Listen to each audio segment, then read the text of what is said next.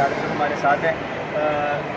सबसे पहले तो हम इन्हें खुशामदीद कहेंगे और इनसे पूछेंगे कि इनका लाहौर का टूर कैसा जा रहा है और इनको फिल्म के वाले से फीडबैक जो है वो कैसा मिलता है। फीडबैक मिल रहा है, आप लोगों का प्यार है। लाहौर में इनफैक्ट सुपरस्टार है मेरे ख्याल से लाहौर में सबसे ज़्यादा बिजनेस किए जो मुझे बताया गया। और पंजाब जो है बहुत कंट्रीब्यूट करता है पाकिस्तान सिनेमा को, इसलिए पंजाब का इनपुट हमेशा बहुत ज़रूरी है।